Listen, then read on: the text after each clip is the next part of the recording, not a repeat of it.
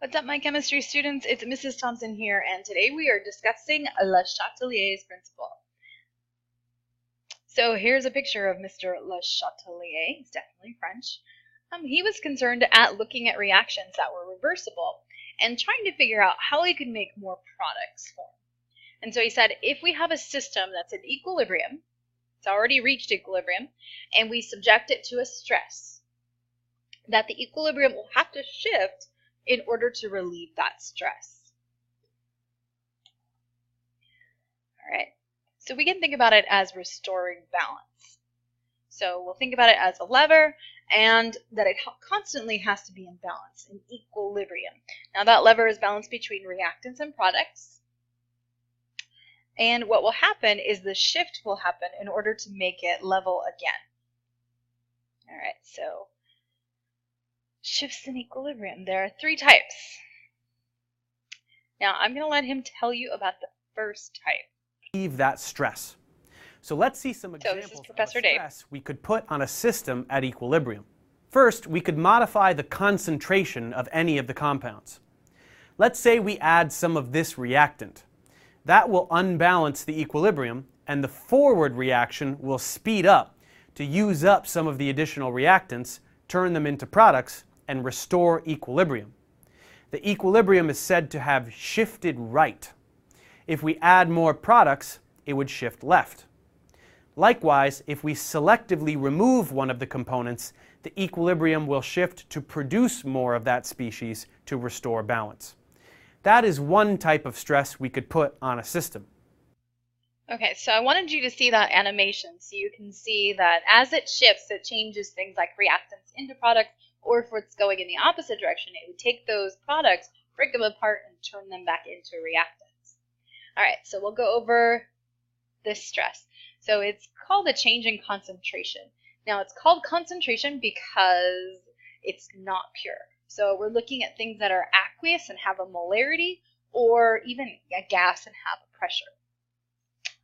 All right, so what we're going to say for this, it says, if you add something, the equilibrium will shift in order to get rid of what you add and try to restore balance again. So just remember, add shifts away. It'll shift away from what you add. So let's say we add reactants. Now that means that on this side, we're going to be a little heavier, and it's going to need to shift to make up for that extra reactant. So it'll take those reactants, break them apart, and then push them into products. And so we say to make this level again is it has to shift towards the right or towards the product side. Let's say if we add product. So when we add product, it's going to get heavier on this side, and so we'll have to shift the equilibrium the opposite direction away from it in order to restore balance. So remember that these products are breaking up, and then they're turning into something, they're turning into reactants again. All right, so the opposite's true. If you remove something, the reaction will shift to replace what was lost. And so let's say we remove some reactant. That side gets lighter. To make up for that balance, we have to flatten it out again. So we shift it towards what was removed, and you see that it shifts to the left. All right, if we remove product, well, what's going to happen? The reaction is going to shift to replace that product that was lost, and then you get a shift towards the right. And so that's what actually chemists will do to try to get this reaction to continue, because remember, it's going to eventually reach a place where the rate of the forward reaction is equal to the rate of the reverse reaction. That means that the change in concentration is not happening after a certain period.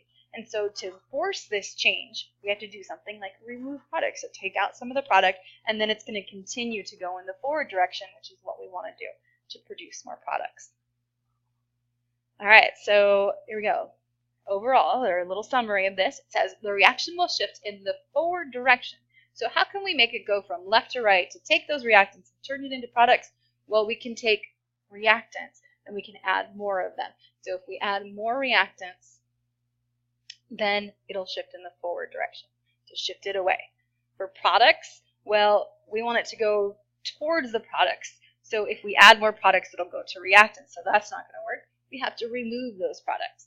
So the reaction will go forward if reactant is added or product is removed. And then what about the opposite direction? Let's say we want it to make more of the reactants. What do? Well, if we add more products, it's going to shift towards the reactant side. Or if we remove the reactants, then it's going to shift towards the reactant side. All right, so let's take an example. There's my reaction above, and it says, which direction will the equilibrium shift if the following is done? So NO2 is added. Well, here's the reaction. What side of the arrow is the NO2 on?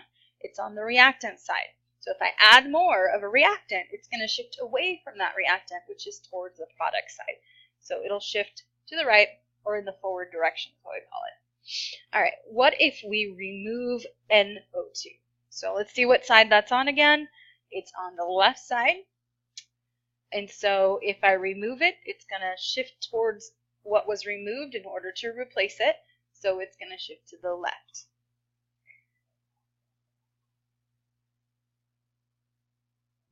Hope you're paying attention because this is some pretty conceptual stuff here. All right, so changes in pressure. Now, pressure changes can only affect gases. Careful, only for gases. All right, so if we increase pressure, we're squeezing it together. How do we do that? We decrease volume, pushing those particles into a smaller space. The reaction, what it does is it shifts towards the side, which has the fewer amount of molecules of gas. So that could be the left, that could be the right. You have to look at the reaction to figure that out. And then the opposite's true. If you give them more room, it's going to want to take up that room. So an increase in volume will result in more molecules of gas in order to fill that space. And so what you have to do is you have to count the molecules that are gases. Now be careful, it's only gases on each side of the reaction arrow. All right, so here's an example. Here we've got nitrogen and hydrogen forming ammonia. They are all gases, so they are all affected by a change in pressure. If we increase the pressure, well, we're increasing the pressure that's squeezing them together. We need to figure out which side has the fewer moles of gas. So we'll count. On this side of the arrow, left side, I have one nitrogen and 3 hydrogens. So that's a total of 4 moles of gas. What about the right side? Well, I've got 2 ammonia, so that's 2 moles of gas. So which side has the least? The right side does. So it's going to shift towards that side or to the right. So less moles of gas. What about a decrease in pressure? More room to move around. Well, it's going to go to the side with more moles, so that's going to be the left side. It will shift to the left because there are more moles on that side to fill up that space. Okay, remember when we talk about these shifts, it's what does it have to do to maintain that balance? And remember that it's not just moving for balance. What it's doing is it's breaking up whatever's on that side and making more of whatever on the other side. All right, changes in temperature. Now, we can treat changes in temperature by looking at the heat. And so we have to find the heat in the reaction. Notice we've had some heat in the reactions earlier. We didn't look at those because they weren't gases or they weren't part of the reaction. So we treat it like a change in concentration. Remember that if something is endothermic, the heat is a reactant. If it's exothermic, the heat's a product. So another thing to remember is when we were figuring out what the equilibrium constants were, that expression, it was products over reactants, we only use gases and we only use aqueous things. I said that they are only good for one specific temperature. As soon as you change that temperature, those equilibrium values change. So when we change temperature, not only are we seeing shifts in equilibrium, we're actually seeing changes in the ratio of products to reactants. All right, so here's an example. Where's heat in this reaction? Well, heat is on the right, okay? If we increase temperature, that is like adding heat. So we add heat. It's on the right side. It's going to shift away from what we add because this side gets heavy for a minute. To maintain balance, we have to shift in the opposite direction. And so we shift to the left when heat is added. All right, what about a decrease in temperature? Well, that's the opposite. The heat's going to be removed. That's cooling. So if we remove the heat, it's lighter on that side. And so to maintain that balance, that evenness, we have to shift towards that direction and replace the heat that was lost. So what it does is it takes this NO2, it takes two of them, forms them into the product, and another product of this happening is some extra heat that gets replaced. All right, so it shifts to the right. All right, so what does happen to K as the temperature changes? So we have to remember what KEQ is. It's products over reactants, okay? So that means that if the equilibrium shifts towards the right, and this is only when temperature changes, okay? Only when temperature changes. If the reaction shifts to the right and products are on the right, so products are getting bigger, that means that the numerator is getting bigger. And if the numerator gets bigger, KEQ is going to increase. All right. What about the opposite? If it shifts left, that means that the reactants are getting bigger. Reactants are in the denominator. So if the denominator gets bigger, right, KEQ has to get smaller. So it decreases. All right. So what happens to all of the concentrations as these shifts happen? So here we go.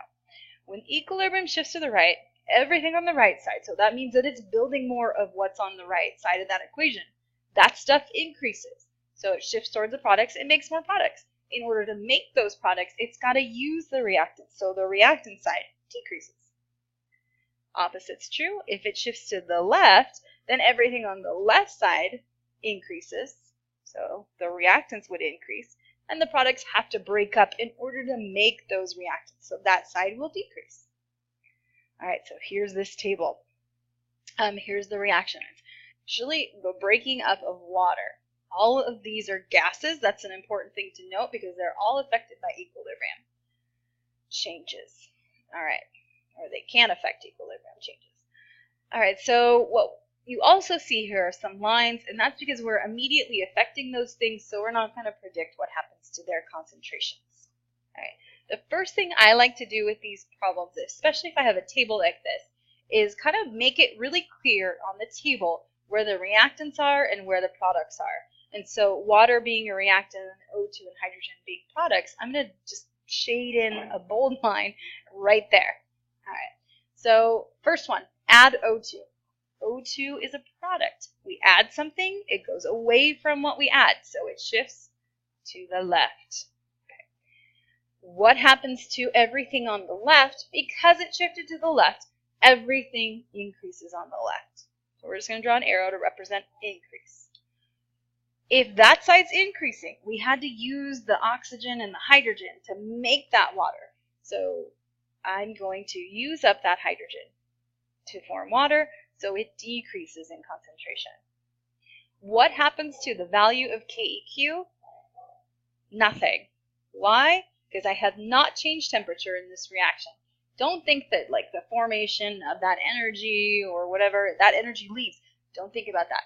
Just think about what's the shift. Did I change temperature? If I did not change temperature, then KEQ just remains the same. All right, then add water. Water is on the left. Here it is a gas, so it is immediately affecting the equilibrium values. All right, so if I add something that's on the left, it shifts away from what I add, so it shifts towards the right. Okay, which means that everything on the right side will go up. It increases on the right. Everything on the left side goes down, but we're not looking at what's happening to water. Okay, what happens to the value of KEQ? Well, did I change temperature? Nope, so it stays the same. All right, remove H2. H2 is a product. And so if you remove the product, so that means on, let's see, I'll hold this. You have your P, T, and V thing you can write on there. That helps you. But if I remove hydrogen, hydrogen being on the product side, so the product side is going to go up in order to make this level again. It's got to shift towards the products, which is to the right, which means everything on the right will increase. So that's the O2. How does it increase? It had to break up the water. So it used up the water to do that. So that decreased. KEQ stays the same because I did not change temperature. All right. Increase in pressure. So now we're looking at gaseous moles. All right. Just at moles that are gas. All right. So left side of the equation, we have 2 water molecules. So that's 2 moles of gas.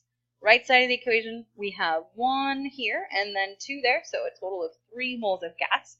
Increase pressure, give them less room, less moles. So 2 moles of gas would be the least, so it shifts to the left, which means that everything on the left will be increasing, and everything on the right decreases. So those both go down. What about the value of KEQ? Ask myself, did I change temperature? No, I did not change temperature, so it remains the same. All right, last one. I am changing the temperature, so we are going to predict what's going on with KEQ. All right, so if I decrease the temperature, we have to look for the energy. It's right there. What's going to happen if I decrease the temperature and heat is on the left side? Well, that's like removing heat. So if I remove heat, heat being a reactant. So heat's a reactant. Heat's a reactant. I have to shift towards that side to make up that reactant to make it level again. And so that's going to shift towards the left. That means that everything on the left will increase and everything on the right will decrease in order to make up that water. So then what happens to KEQ? This is where we have to figure that out because changing in temperature can affect KEQ. All right, so remember that KEQ is products over reactants, and we're shifting left. So we're shifting towards the reactant side. Reactants being in the denominator, well, that's going to be a bigger number on the bottom, so that's going to decrease. Okay, you can think about it this way too. What KEQ is for, its value, what it really means is how good is this reaction at making products. So if this reaction shifts towards the product side, well then it's going to be better at making products. But if it shifts towards the reactant side, then it's going to decrease in how good it is at making products. So its value of KEQ will decrease. All right, almost done. All right, so here's my example. We've got a heterogeneous equilibrium because we've got gas, liquid, and then gas. What happens to the amount of hydrogen if bromine is added? Okay, this is kind of a trick question. Here's why. Bromine is a liquid. Liquids and solids do not affect equilibrium. Therefore, nothing happens. So we're going to write that. Nothing. Solids and liquids do not affect equilibrium values. All right. What happens to the amount of H2 as pressure increases? Remember, we are only looking at gaseous moles. Okay? Which means I can look here, and I can look here, but I can't look here. All right, so on the left side we have 1 gaseous mole. On the right side we have 2. If we increase pressure, give them less room, less moles, so it's going towards the left. If it goes towards the left, what happens to H2? I already gave away the answer. What happens to H2? Well, it's shifting left, so it's going to increase. Oops. Right there. Famous reaction, the Haber process. Actually, what Le Chatelier was looking at making more of, ammonia. So we have nitrogen and hydrogen forming ammonia plus heat. I want you to figure out at least one of the 5 possible ways in which you can maximize the production of ammonia. Okay. All right, so here we go. Let's just look at concentration. These are all gases, so we can look at concentration changes. So let's look at adding. So if I add, I want to make more of this. We want it to shift towards the right. So if I add nitrogen, that'll work. I can also add the other reactant, which is hydrogen. That'll work. Then, what about removing? Well, what would I need to remove in order to make more ammonia? I need to remove that product side, the ammonia, in order to make more of what was lost. So remove ammonia. There's 2 more. Now we can look at pressure. That was the second thing. So these are all gases. On the left side, I have 1, 3, 4 moles of gas. On the right side, I have 2 moles of gas. So do I want to increase the pressure or decrease the pressure? Well, I want it to shift to the least moles, so that's an increase in pressure, which is also called a decrease in volume. Okay. And then the last thing, that's heat. Well, I want it to shift towards this heat because that's on the same side as ammonia. So we want it to shift right towards the heat. Well, do you add heat to make it shift towards heat? No, you remove it, so you cool it down. All right, a lot of conceptual stuff there. Hoping to make it under 20 minutes, so that's it.